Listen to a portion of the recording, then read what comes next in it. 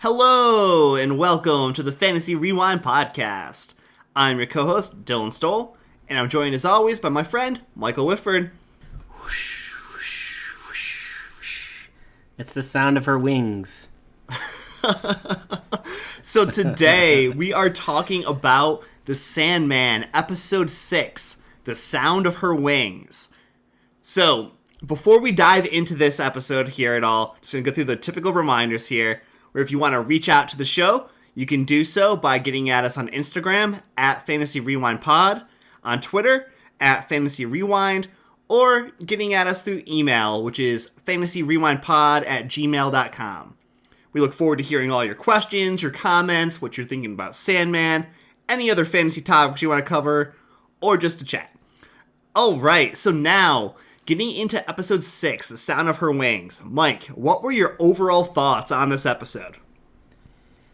I really liked it. Like, as much as I love episode 5 for its kind of mature themes and, overall lesson, I suppose, and, kind of the satisfying conclusion to that first arc, this is like the breath of, like, the exhale after holding your breath for so long. It is so positive on such a topic which you would think wouldn't be, right? Right. And we get to meet one another, the Endless, and really get to know this character.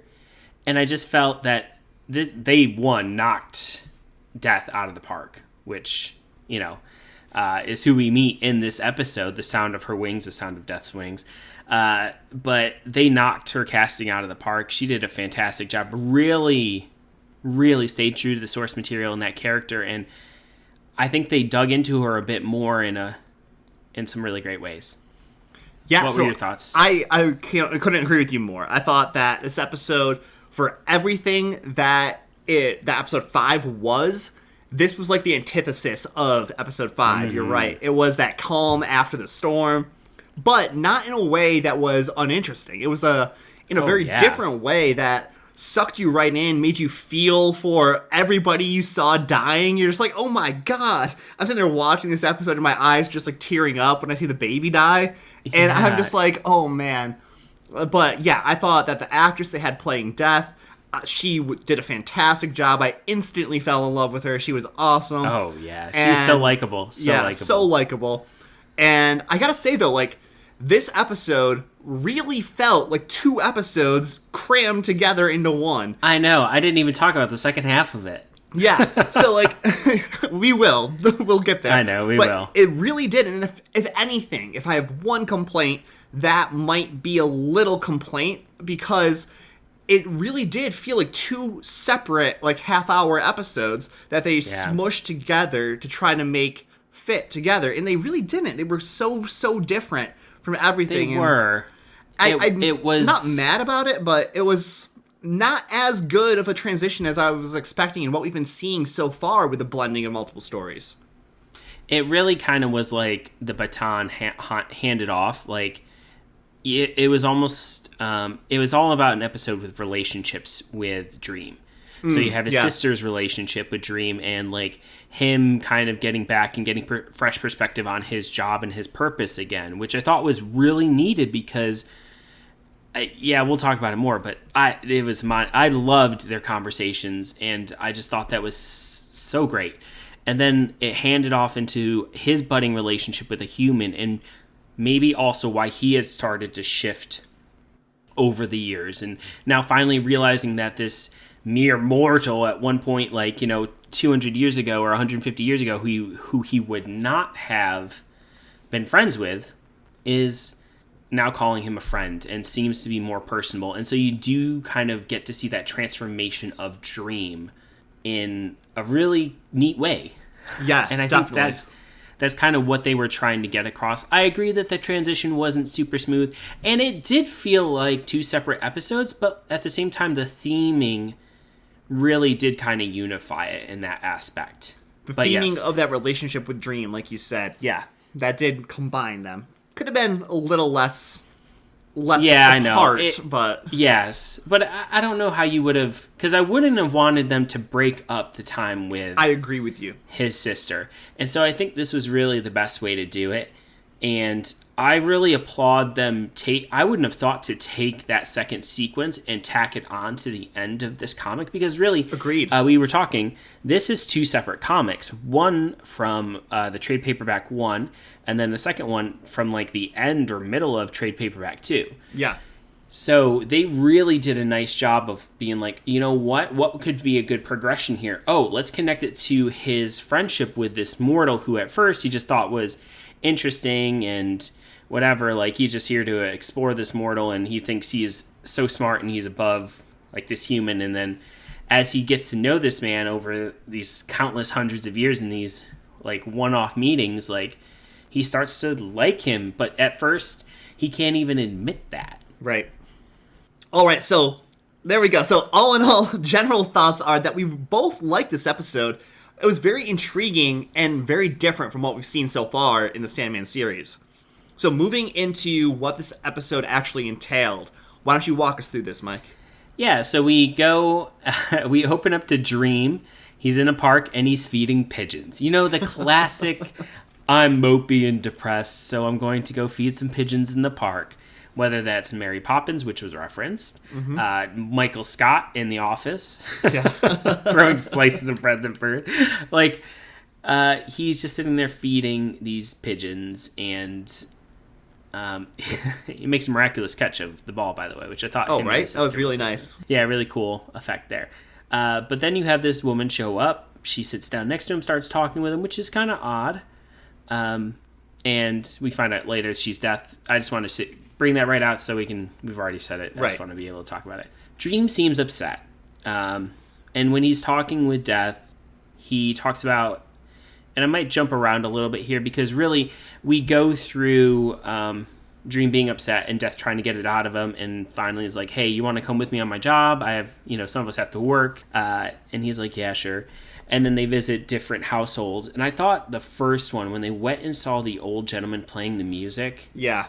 Like, man, I just sat there. Like, we were supposed to, me and you were supposed to get on a call last night, and I had started watching this episode, and I lost track of time. And I think you can understand why now, because it is just such an engrossing episode that it just kind of flows through it, and I think you don't want to pause.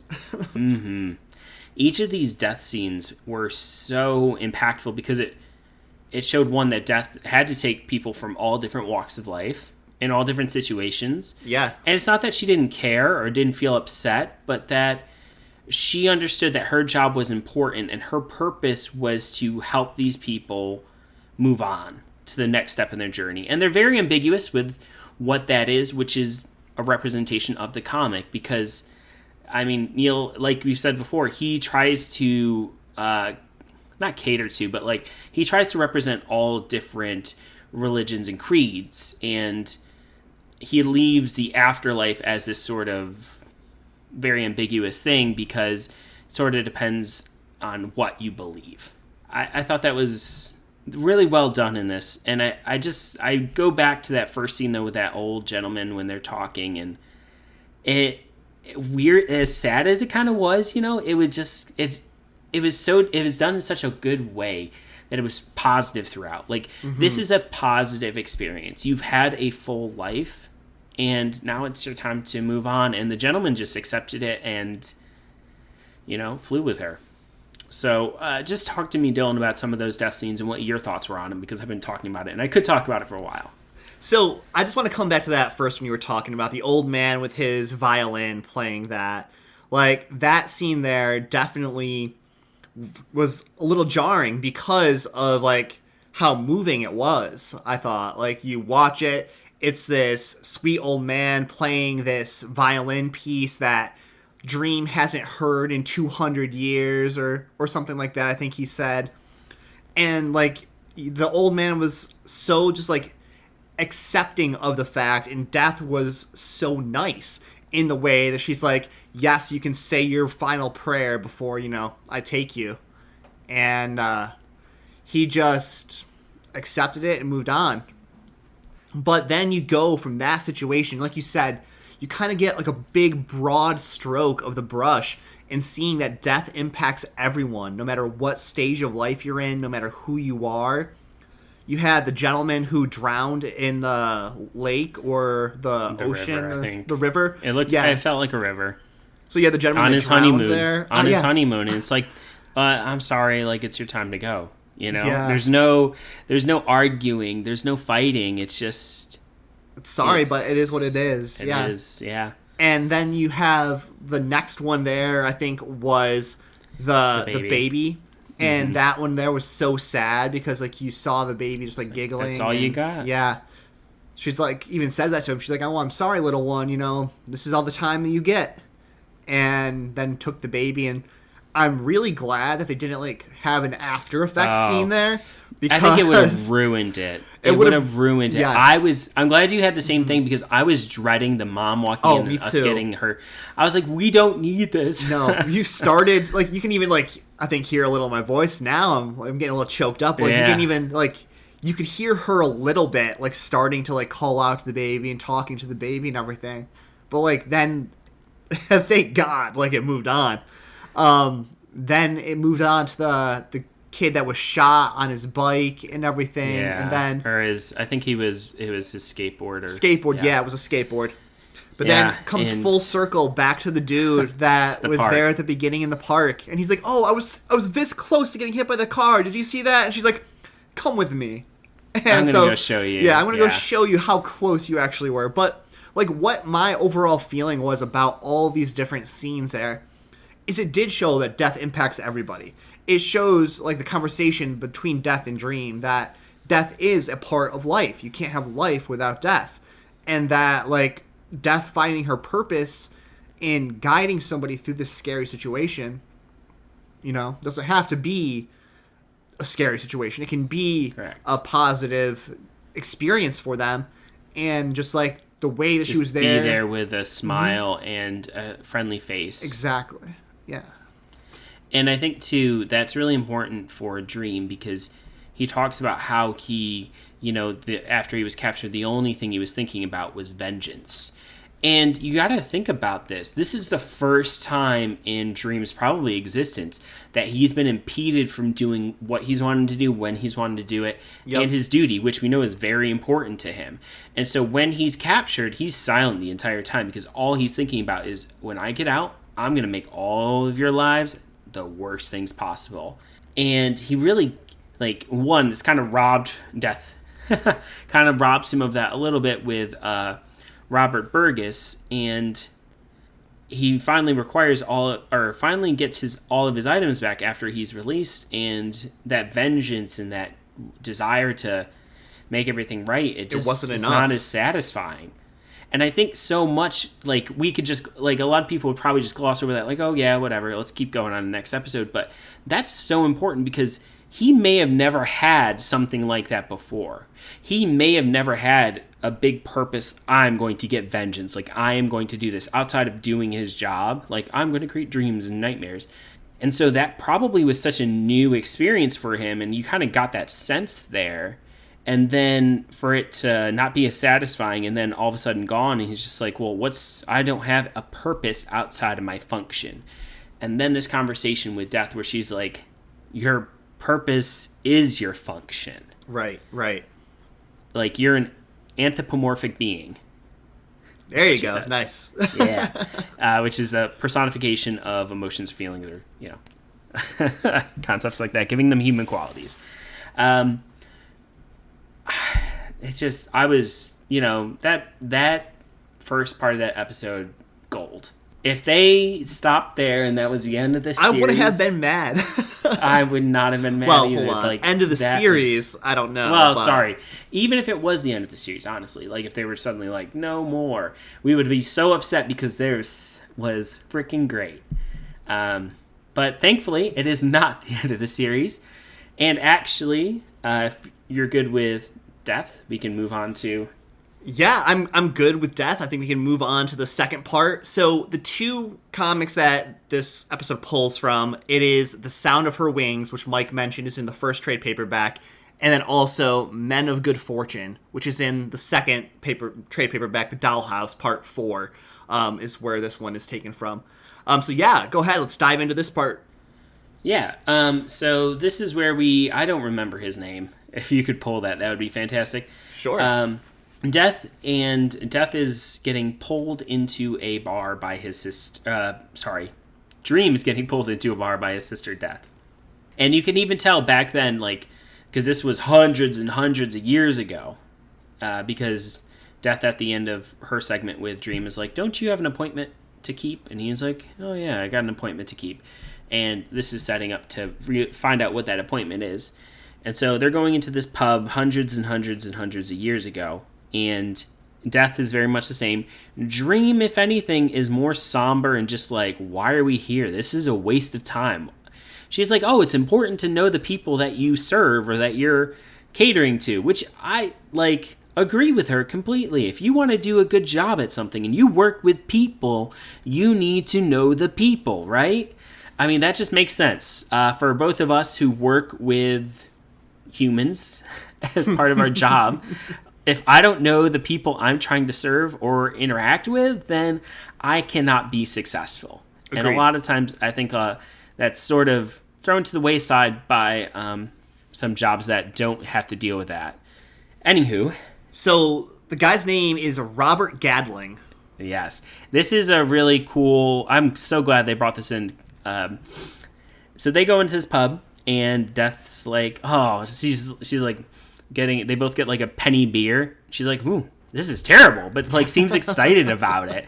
And yeah, she's like, Dream, drink up. Life. Yeah. Dream's just like, this whole place disgusts me. His facial expression throughout it. Exactly. His expression throughout all of that was so good. I loved it. He's just like, she's like, drink up. And he just like looks at it and then he like puts it on the shelf and keeps walking. And his outfit, like, it just looked like he was this like petulant little boy who's like, I don't want to be here. Why are we here, Mom? He reminded me of Lord Farquaad from Shrek. That is a good comparison, actually. And so they sit down, and then they hear this gentleman who's talking about death and how it's a fool's game, or he uses some other language. Basically, he's like, the only reason people keep dying is because you think you're supposed to. He's like, me? I'm never going to die. And Dream is interested in this. And Death is like... as well, yeah. Yeah. Like, eyebrow raise. Yeah. And then so they start talking, and Death's like, I could waive it so he would live if you want to, have a little fun. Make it. Yeah, I want to have a little fun, like make a deal with him because Dream's like he wouldn't last. Did you say a century? Yeah, he's like, give him 100 years, he'd come crawling back, wishing for death or something like that. Yes, and so basically, Dream goes over, offers it to him. The guy doesn't believe him. And then they give it to him, though the guy doesn't know it. But in 100 years, Dream comes back to that pub, and the gentleman shows up, and he's like, well, I didn't think this would actually be happening. What are you? Yeah, who are you? Did I make a deal with the devil? Yeah. And it's really funny because Dream's just sitting there like, okay, you're going to wish for death now. And he's just like, he talks about everything that happened. He's like, why would I want to die? He's like, things are just getting better. Right? I got so much to live for. Exactly. And that is a theme. Like, you jump on another 100 years here, and it's the same deal. Now he's, like, really wealthy. He's well off. He has a kid and a wife. And you're sitting there as the viewer like, okay, something bad is going to happen in the next 100 years, and next time he's going to want death, right? Because when his kid dies and his wife dies, and he's still alive because he can't die, and he's not aging penniless. Too. Yeah, in the next 100 years, he comes back, he's a beggar, and he talks about how terrible everything had been, and how he'd been drowned as a witch, and he was still alive, and... Didn't he say, like, they drowned him, and he stayed down there for, like, 40 years, and he came back up, or something like that? Yeah, I think something like that, yeah. And he just talked about, like, yeah, he has to be careful, because a lot of times what he'll do is he'll sail off and then come back as his son. Yes. 20 years later or whatever, but yeah, he's like, I've done that a couple times now. Death's like, you're sitting there finally he's going to want death, right? Nope, still doesn't. And so this experiment with Dream progresses over time, and eventually, one of the times you meet Johanna Constantine, because there is a legend of this man meeting with the devil, this Jewish man meeting with the devil. The wandering Jew and the devil. Yeah, and she's like, is this true? And Dream's like, I'm not the devil. And the guy's like, I'm not a Jew. Yeah. But they meet again after that, and he's like, I know why you keep meeting with me. And Dream's like, why? He's like, because you're lonely and you want me, like, you want a friend, and I think you're a friend too. And Dream's just like, how dare you? How dare you think that I could be a friend with a mere mortal? And stomps away in his hissy fit. And he calls after him, well, if you meet again in another 100 years, then we're friends. Another 100 years comes, they don't actually meet. And this is now was like in the 80s or 90s. Yeah, 1989. Yeah, and in 1989? Yeah, 1989. That was the year that popped up there. Yeah. And then when they were that during those 100 years they were supposed to meet, but during that 100 years Dream was captured. So they couldn't actually meet. And I like this scene because the gentleman finds out that the bar that they've been meeting at for for 500 years or so. Yeah, whatever. How many ever 100 years there is going to be getting destroyed. And so what does he do? He opens a new pub for them to meet. And I thought that was a really nice touch. And it ends with Dream kind of showing up there, and he's like, oh, you came. A little late. Like, yeah, a little late. He's like, but I couldn't miss seeing a friend. Right. And I was like, oh. He does have a heart. He is a real boy. I think this is really just showing the transformation of Dream throughout those first, even throughout these first 6 episodes, just showing how much he's changed as an entity over this time. It isn't the end of the episode, though. No, it is not. Because the ending of the episode is something that I definitely want to talk about. Go for it. So we see Desire. And Desire has this whole big statue complex that they're in. It's basically her realm. Her realm, okay. But she reveals a very important detail here. That her plan failed to have Dream captured and imprisoned. So apparently she was involved with the little witchcraft that Robert Burgess was trying to do to capture Death, and she may have altered it to make it capture Dream instead, or may have given him false information to capture Dream instead. Or just sparked the desire to capture or sparked Death. the desire. Yeah, you're right. There you go. Something to think about there. And the person she's talking about, the sister there, the hook she kisses belongs to Despair. So this is important to kind of talk about. There is kind of a tier, like in terms of age and such. So the twins are Desire and Despair. They're twins. Then you have I think Death and Dream are kind of in the same, sort of creation range type thing. It's almost like older brother, younger sister type deal. Destiny is the oldest. And then comes, I might be messing up on a couple of them, but Death at least, and then Dream, and then the twins. And then the youngest was Delight, who is no longer Delight. And I'm really excited to see what they do with her whenever she comes into the story. But Delight ends up becoming Delirium. And talk about a trippy character in the comics. Ooh. As the name implies, but we're definitely setting up for what's going to be happening next year. That's what I was going to say. So are we seeing that both Despair and Desire were teaming up to try to get Dream, or was it just Desire that we saw here? Because like you said, she was kissing the little hook there. Yeah, so she's they didn't really explain this, but they have kind of a phone system, and they each have a sigil.